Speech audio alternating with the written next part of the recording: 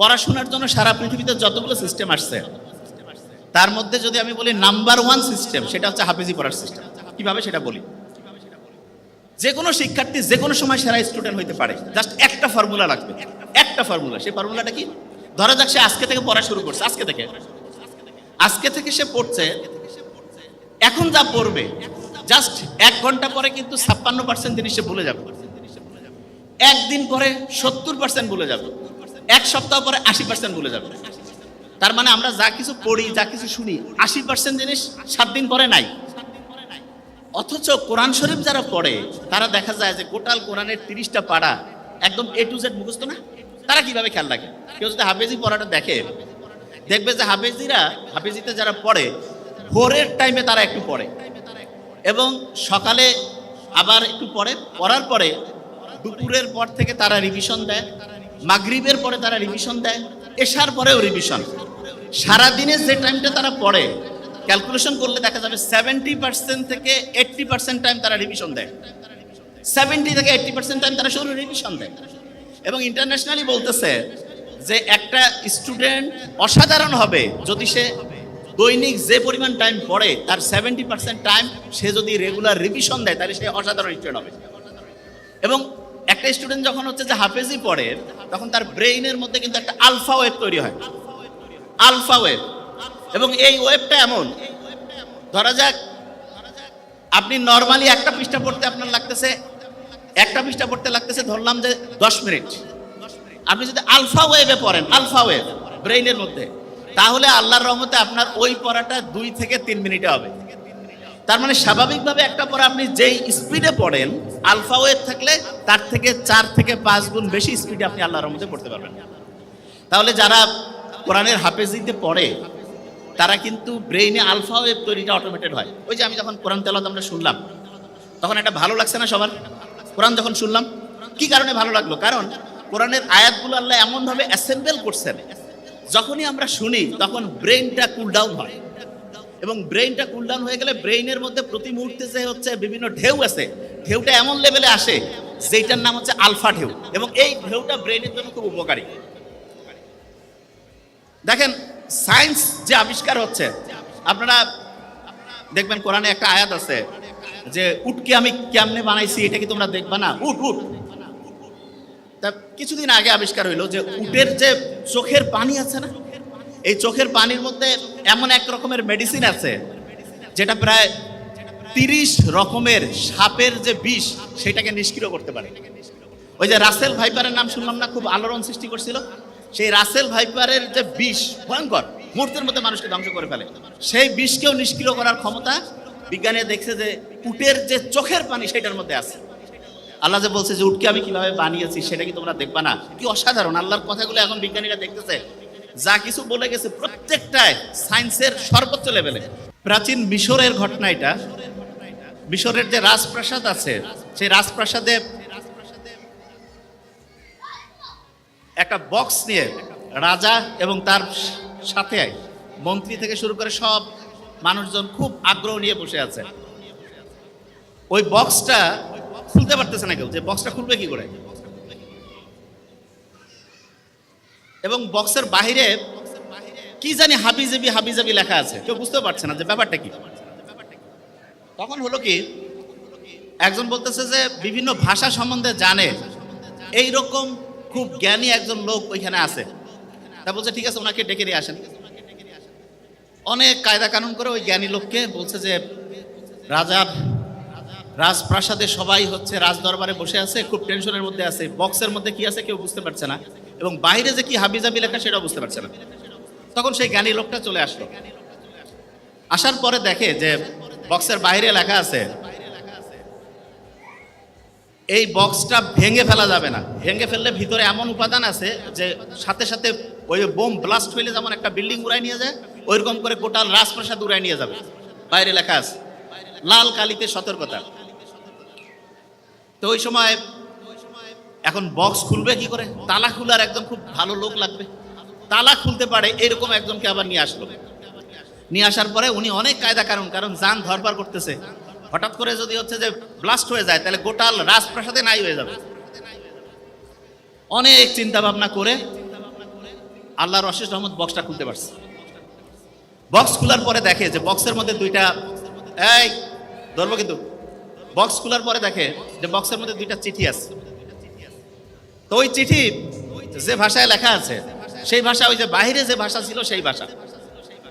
তা প্রথম চিঠিটা বের করছে, বের করার পরে দেখতেছে যে ওই চিঠিতে লেখা আছে যে এই বক্সটা যখন আমরা ঢুকিয়েছি তার এতদিন পরে বিল্ডিং এর এই জায়গায় ভাঙা হবে, ভাঙার পরে এই বক্সটা নিয়ে রাজপ্রাসাদে আসবে, আসার পরে এরকম মিটিং হবে এবং মিটিংয়ে সিদ্ধান্ত হবে যে বক্সটা কায়দা করে খুলতে হবে, খোলার পরে তোমরা এই চিঠিটা পড়তেছো। ওই চিঠির মধ্যে লেখা আছে।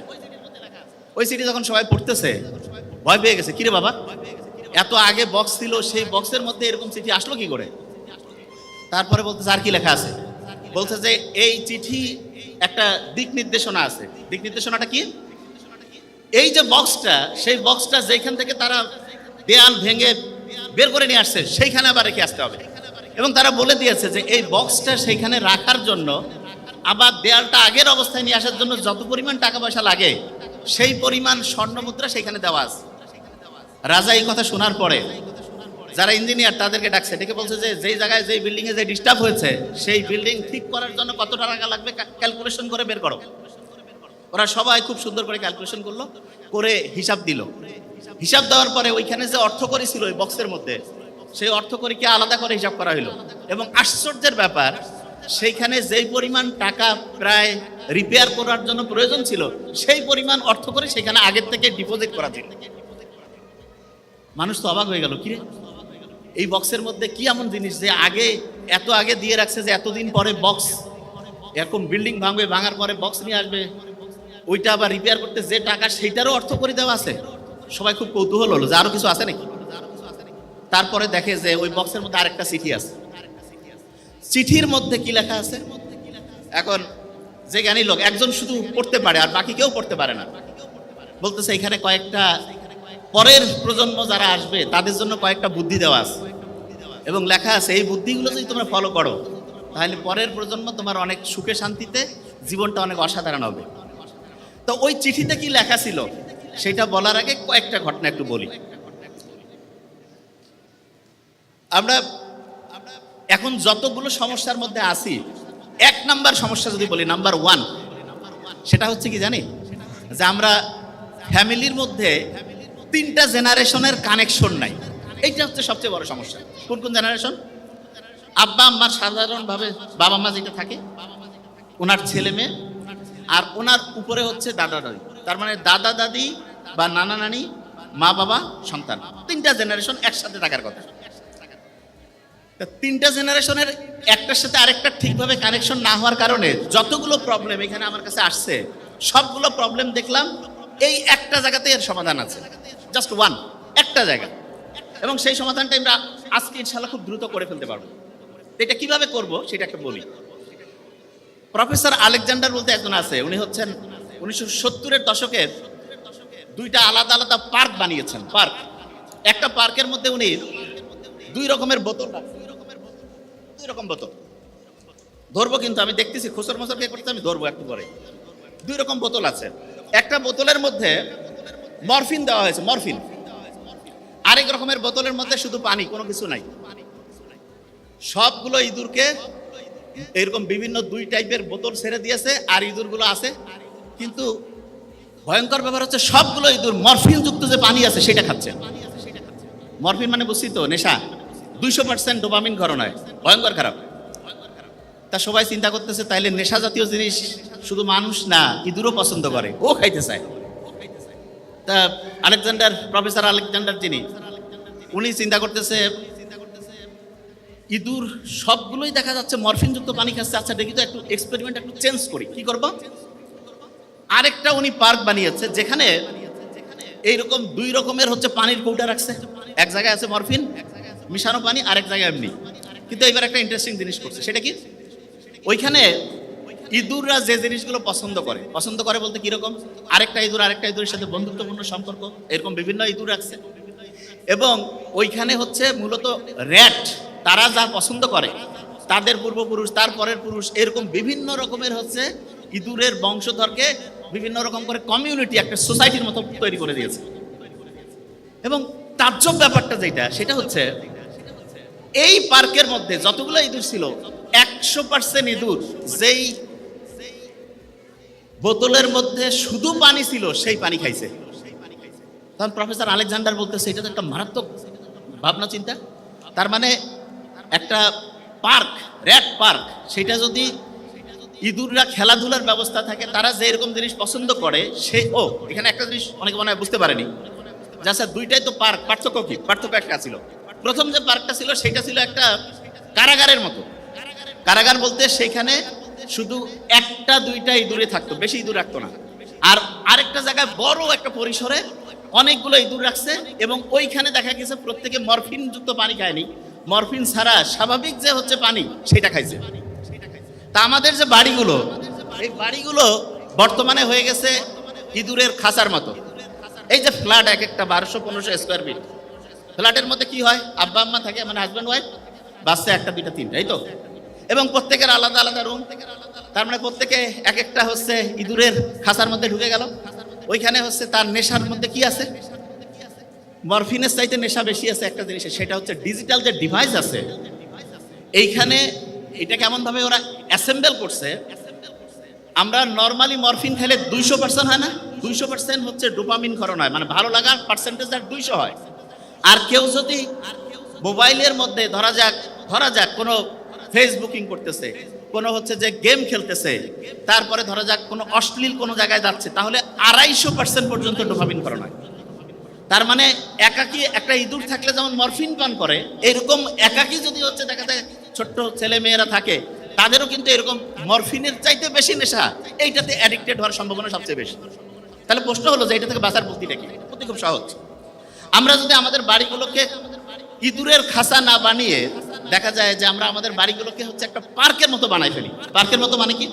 মানে এখানে আমাদের আব্বা আম্মা বলতে আমি বুঝাচ্ছি দাদা দাদি নানা নানি, তারপরে ধরা যাক যে এই যে ছেলে মেয়ে যারা আছে সবাই মিলে যদি মিলেমিশে একটা পার্কের মতো হয়, তাহলে কিন্তু আল্লাহর রহমতে দেখা যাবে সেইখানে মোবাইল, তারপরে টেলিভিশন, এগুলোর সাথে ছেলে মেয়ে ওইরকম কানেক্টেডই হবে না।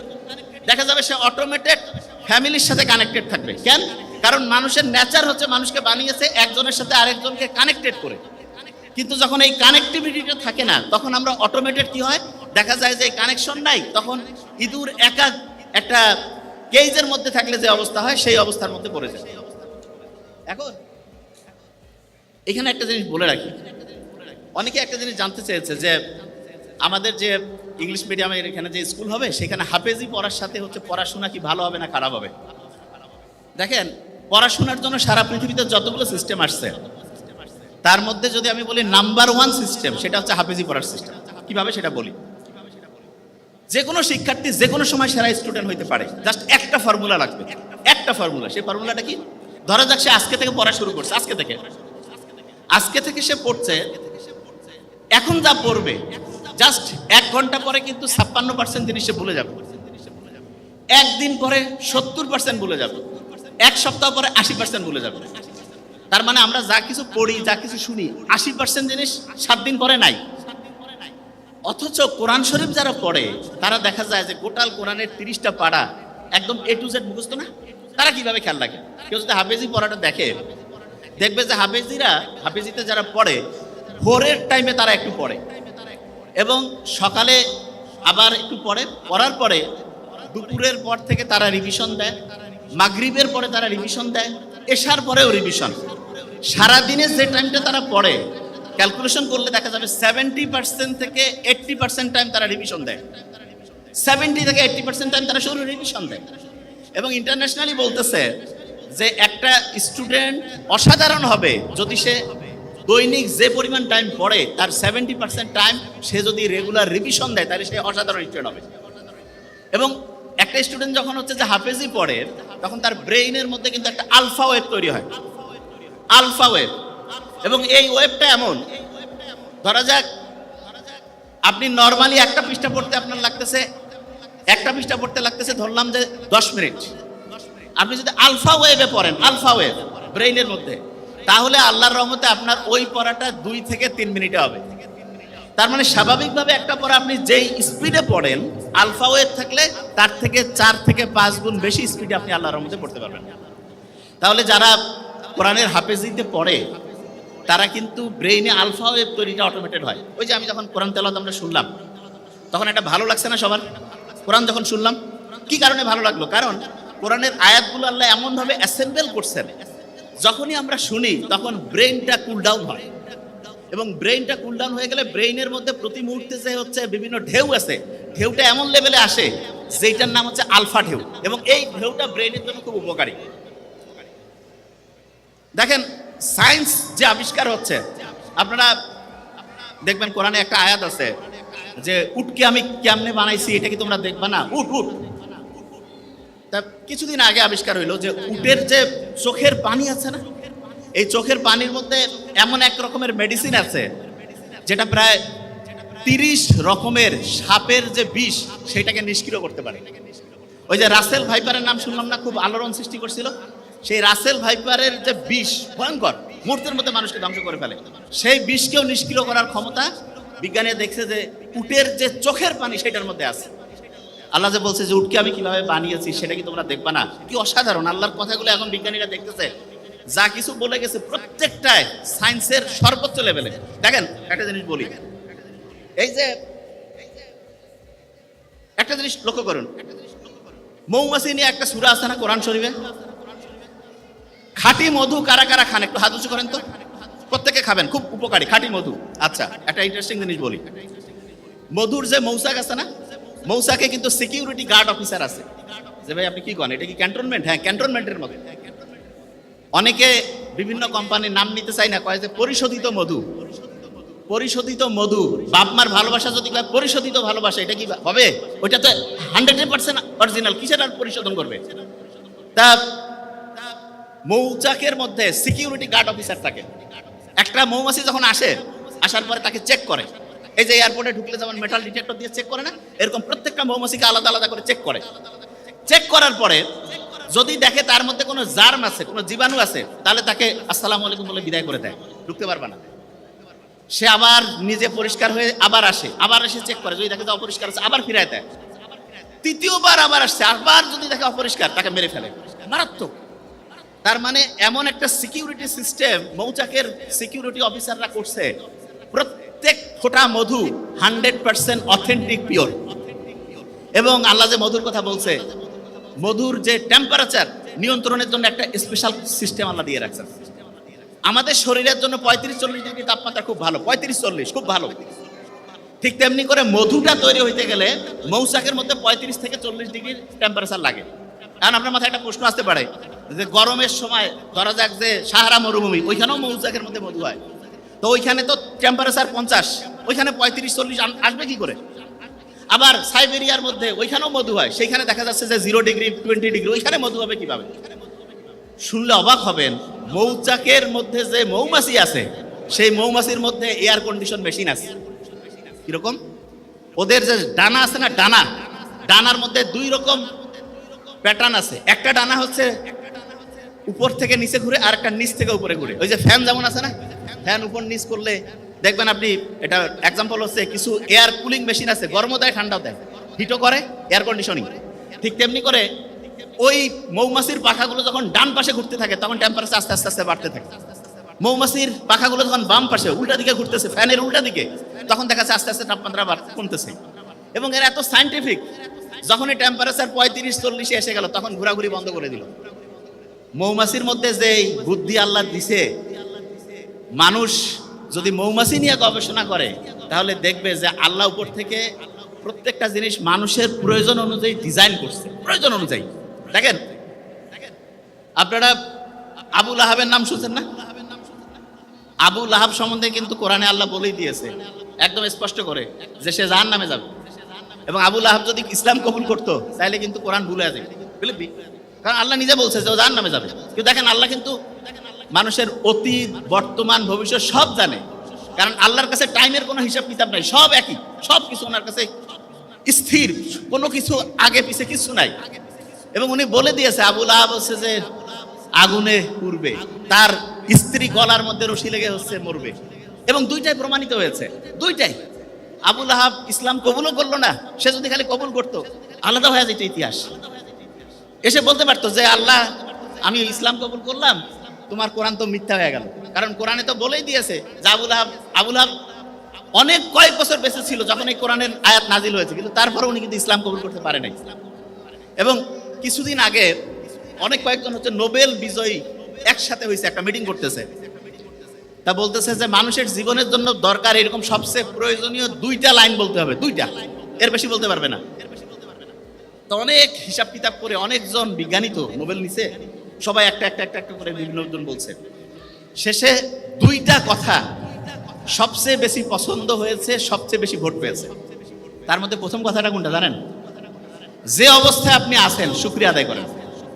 তো এইটা যখন আমি পড়লাম তখন মনে হলো আমরা যে সূরা ফাতিহা পড়ি, আলহামদুলিল্লাহ রাব্বিল আলামিন, আল্লাহ তুমি আমাকে যে অবস্থায় রাখছো ভালো রাখছো, এইটা হচ্ছে 1 নম্বর প্রয়োজনীয় এবং প্রত্যেক নামাজে প্রত্যেকবার শুরুতে বলতেছি, এবং এইটা জীবনের জন্য 1 নম্বর দরকার। তার মানে নামাজ হচ্ছে আল্লাহর সাথে কানেকশন করার সাথে আমার নিজের ভালোর জন্য দরকার বেশি। নিজে ভালো থাকবো কখন? যখন আমি চিন্তা করি যে আল্লাহ আমাকে তুমি যে অবস্থায় রাখছো ভালো রাখছো। আর দ্বিতীয় কথাটা কি দরকার? সেটা হচ্ছে মানুষ দীর্ঘদিন ভালো থাকতে পারবে, মানুষের ব্রেন সুস্থ থাকবে, মানুষ হচ্ছে উন্নতির দিকে যাবে কখন? যখন কেউ রেগুলার পড়াশোনা করে। কোরআনের প্রথম যে আয়াতটা নাজিল হইলো কি ছিল? প্রথম আয়াতটা পড়ো তোমার প্রভুর নামে, ঠিক না? পড়ার কথা বলছে। তা আল্লাহ কিন্তু নাজিল হওয়া প্রথম কথাটা পড়ার সাথে, কোরআনে আমরা যখন সূরা ফাতিহার প্রথম যে আয়াতটা দিয়ে নামাজ শুরু করি প্রত্যেক রাকাতে, সেটা কি ছিল? প্রথম রাকাতে প্রত্যেকবারে বলতেছি সেটা কি? সেটা হচ্ছে শুকরিয়া জানাচ্ছি আল্লাহর কাছে। তার মানে মানুষের জন্য যেটা সবচেয়ে প্রয়োজনীয় আল্লাহ কিন্তু সেট করে দিয়েছেন। এখন দেখেন অনেকেই বলে না যে আমি পড়ি কিন্তু আমার পড়া খেয়াল থাকে না, আছে না? স্টুডেন্টের এই সমস্যাটা বেশি তো। আচ্ছা, ছেলেদের মধ্যে বলবেন ঈদের নামাজ কারা কারা পড়েন? একটু হাত উঁচু করেন। বাকিরা পড়েন না? ঈদের নামাজ প্রত্যেকেই পড়ি। আচ্ছা, তাহলে ঈদের নামাজ যে পড়ি, ঈদের নামাজে রিয়েলি আপনাকে এবার হাত উঠাতে বলবো না, অনেকে ভুল করেন না? এদিক ওদিক তাকাচ্ছেন যে কি মানে যাবো নাকি হাত বাঁধবো, হয় না? 100% হয়। কিন্তু যখন আমি এই যে 5 ওয়াক্ত নামাজ পড়ি এটাতে কি হয়? প্রশ্নই আসে না। কারণটা কি? কারণটা হচ্ছে আপনি এখন বলতে পারেন যে ভাই আমরা তো ওই ঈদের নামাজ মাত্র সেরকম পড়ি নাই। আপনি হিসাব করে দেখেন প্রত্যেক বছরে 2 বার করে আপনি ঈদের নামাজ পড়েন। আপনি যদি 20 বছর ধরে নামাজ পড়তেছেন 40 বার পড়ছেন, কিন্তু তারপর আপনার খেয়াল থাকে না। কারণটা কি? কারণটা হচ্ছে ওই যে একটু আগে বলছিলাম যা কিছু পড়ি 1 সপ্তাহ পরে 80% ভুলে যাই। আপনি ঈদের নামাজ পড়েন তো বছরে 2 বার, আপনার পড়ার যে টেকনিকটা, যে নিয়মটা, সেটা শর্ট টার্ম মেমোরিতে থাকে, লং টার্মে আর রিজার্ভ হয় না। কিন্তু আপনি রেগুলার যে 5 ওয়াক্ত নামাজ পড়েন এটা আপনার লং টার্ম মেমোরিতে রিজার্ভ হয়ে যায়। এই জন্য ঈদের নামাজটা এইটা থেকে একটা পড়ার টেকনিক বের করা যায়। সেটা কি? অনেক স্টুডেন্ট আছে বছরে একটা চ্যাপ্টার পড়লো 6 মাস নাই, আর হঠাৎ করে বই থেকে প্রশ্ন করছে আর জিজ্ঞাসা করছে উত্তর দিতে পারতেছে না। কেন পারে না? কারণ পড়াটা শর্ট টার্ম থেকে হারাই গেছে। লং টার্মে যদি পড়াটা রিজার্ভ করতে চাই তাহলে সেটা করতে হবে, সেটা হচ্ছে ভুলে যাওয়ার আগে রিভিশন দিতে হবে। আমরা যে নামাজ পড়ি প্রত্যেকদিন 5 ওয়াক্ত নামাজ পড়তেছি না, একে সূরা ফাতিহা কমন দরকার কি? আল্লাহ তো কইতে পারতো যে দিনে একবার পড়বা, একটু করে পড়লে হবে। নো, 5 বার রাখছে এই কারণে। দেখবেন মুহাম্মদ সাল্লাল্লাহু আলাইহি ওয়াসাল্লামের একটা হাদিস আছে, দিনে যদি 5 বার কেউ গোসল করে তাহলে তার শরীরে কোনো ময়লা থাকে না। না, আমাদের শরীর যত দ্রুত ময়লা হয় তার চাইতে দ্রুত ময়লা হয় আমাদের ব্রেন। যে কি কোন ভাই ব্রেন ময়লা হয়? হ্যাঁ। এবং ব্রেন যদি ময়লা হয় তখন হয় কি? ডিপ্রেশন হয়, অ্যাংজাইটি হয়, ঠিকভাবে ঘুম আসে না। তা ব্রেনটা পরিষ্কার করার জন্য প্রত্যেকদিন 5 বার গোসল করার চাইতে উপকারী জিনিস নামাজের ব্যবস্থা আল্লাহ করছে। তার মানে নামাজ এটা ব্রেন পরিষ্কারের একটা সেরা বুদ্ধি। কিভাবে পরিষ্কার হয়? ওই যে বিজ্ঞানীরা দেখছে, নোবেল বিজ্ঞানীরা, যে সবচাইতে ভালো কোনটা? যে শুকরিয়া যদি থাকে, আপনি যখন নামাজে দাঁড়ান তখন যদি এই শুকরিয়াটা থাকে আপনার মধ্যে, যে আমি যা কিছু করছি, যে অবস্থায় আমি আছি আল্লাহর কাছে আমি শুকরিয়া, আল্লাহ আমাকে তুমি ভালো রাখছো, অটোমেটেড দেখবেন যে আপনার মনের যে দুশ্চিন্তা, মনের মধ্যে যে খারাপ অবস্থা, এটা আল্লাহর রহমতে নাই হয়ে গেছে। দেখুন বিভিন্ন সময় অনেক লোক আছে না, এই যে রোজার সময় রোজা রাখে, অনেক সময় আবার অনেকে বছরে 2 দিন করে প্রতি সপ্তাহে সপ্তাহে রাখে। বিজ্ঞানীরা দেখতেছে আমাদের শরীরের যে ফাইটিং সিস্টেম আছে না, রোগ প্রতিরোধ ব্যবস্থা, এইটা ওই যে গাড়ি ওয়ার্কশপে গিয়ে পরিষ্কার করে না, এরকম আমাদের রোগ প্রতিরোধ ব্যবস্থাটা পরিষ্কার করার জন্য যতগুলো সিস্টেম আছে তার মধ্যে নাম্বার 1 হচ্ছে রোজা রাখা। তা আল্লাহ যে বলছে যে রোজা তোমার জন্য ফরজ করছি, আর এটার যে কল্যাণ এটা যদি তুমি বুঝতা। বিজ্ঞানীরা এখন দেখতেছে না প্রত্যেক দিন আমরা যে রোজা রাখতেছি, প্রত্যেক মাসে যে এরকম করে এক্সট্রা যদি রোজা রাখি তাহলে আমাদের শরীরটা ক্লিন হয়ে যায়। তা এই জিনিসগুলো আমি এই কারণে বললাম যে আপনি ইসলামের সাথে যদি থাকেন তাহলে আপনি সবচাইতে বেশি উপরের দিকে যাবেন, সবচেয়ে বেশি সেরা হবেন। ওই যে সিটির কথা, খেল আছে, খেলা রয়ে গেছে, পেটের মধ্যে খিদা লাগছে, আমি বুঝতে পারছি। একটা জিনিস আগে ক্লিয়ার করে দিই, ওই যে বক্সের মধ্যে যে 2টা সিটি পাইছিল, খেলারাই ফেলছেন এখনই, দেখছেন ব্রেন সব ধ্বংস হয়ে যাচ্ছে। এটা কেমন কথা? ওই সিটির মধ্যে প্রথম সিটিতে তো বলছে কত টাকা পয়সা লাগবে সব ছিল, দ্বিতীয় যে সিটি সেখানে কয়েকটা বুদ্ধি দেওয়া ছিল, অবাক হয়ে যাবেন। প্রথম বুদ্ধিটা ছিল তুমি যে অবস্থায় আছো হাসি খুশি থাকো। দেখেন তো, তুমি যে অবস্থায় আছো হাসি খুশি থাকো, এটা প্রথম অ্যাডভাইস দিয়ে রাখছে। ওই আচ্ছা, এটা বোধহয় অনেকের মাথায় আসে নাই যে ভাই ওই বক্সটা আসলো কোথা থেকে। বক্সটা আসছে আপনার মিশরের পিরামিডের নাম শুনছেন? আচ্ছা, অনেকে মনে করে মিশরের পিরামিডে বোধহয় লাশ থাকে না, এটা মনে করেন না অনেকে? আচ্ছা শুনেন, একটা মিশরের পিরামিড নিয়ে 2টা তথ্য দিই আপনাকে। নাসার নাম শুনছেন? ওয়াশিংটনে আছে নাসা, মহাকাশ গবেষণা কেন্দ্র। ওই সময় মিশরের মহাকাশ গবেষণা কেন্দ্র ছিল এই পিরামিডগুলো, সবচেয়ে বড় পিরামিডটা ছিল সবচেয়ে সেরা গবেষণা কেন্দ্র, মহাকাশের সাথে কানেক্টেড। এবং দেখেন, আপনি অবাক হয়ে যাবেন, ওই বড় যে পিরামিডটা একটা লাশও নাই, নাথিং। ফেরাউনের যে লাশ আছে না, ফেরাউনের লাশ কিন্তু আবিষ্কার হয়েছে বেশি দিন না, 1898 সালে। এবং আবিষ্কার হওয়ার তার প্রায় 77 বছর পরে 1975 সালে ফ্রান্সে নিয়ে গেছে ওই লাশ। আলাদা পাসপোর্ট দিছে, ও সম্মান করছে ফেরাউনকে, আলাদা পাসপোর্ট করে তাকে ওখানে নিয়ে গেছে। ফ্রান্সে নিয়ে যাওয়ার পরে ওর লাশ কাটাছেড়া করলো। খুব দামি জিনিস তো, কত হাজার বছর ধরে আছে। তারপরে দেখে ওর ফুসফুসের মধ্যে পানি, এবং তার শরীরের মধ্যে যে চেঞ্জটা, ওইখানকার যারা হচ্ছে ফরেন্সিক মানে ডাক্তারদের মধ্যে একটা টাইপ আছে, তারা মানুষ মারা যাওয়ার কারণ কি ব্যাখ্যা করে লেখে, ফরেন্সিক মেডিসিন। তারা লিখলো যে এর হঠাৎ করে শ্বাসরোধ বন্ধ হয়ে পানিতে ডুবে মরছে। আল্লাহ বলছে না যে তোমার লাশ আমি অবিকৃত রাখবো। যতগুলো ফেরাউন কিন্তু একটা না, বহুগুলো ফেরাউন আছে, জানেন কি এটা? যখন বাংলাদেশের প্রধানমন্ত্রী প্রেসিডেন্ট থাকে না, এরকম মিশরের যে হেড তাকে ফেরাউন বলে। অনেকে মনে করে এটা বোধহয় কোনো লোকের নাম, নো। তো ওই যে ফেরাউন, সেই ফেরাউন যেটা ওই যে ফ্রান্সে নিয়ে গিয়ে পরীক্ষা করে দেখা গেল সে অবিকৃত অবস্থায় ছিল। অন্য সবগুলো ফেরাউনের কোনো না কোনো জায়গায় ডিস্টার্ব হয়েছে, কিন্তু সে একদম যে অবস্থায় ছিল ঠিক সেই অবস্থায়। আল্লাহ বলছে না যে আমি তোমাকে অবিকৃত রাখবো, ভবিষ্যতের জন্য দৃষ্টান্ত করবো, ঠিক সেটাই করছে। ওই যে পিরামিড, সেই পিরামিডের ভিতরে পাওয়া গেছিল হচ্ছে আপনার ওই যে ওই জিনিসটা, ওই বক্সটা।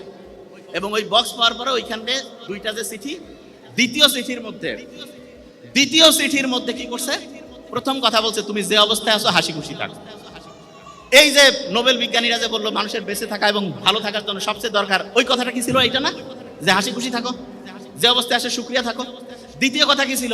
দ্বিতীয় কথা ছিল ওইখানে লেখা আছে তোমরা পরিবারের বড় ছোট সবাই একসাথে থাকো।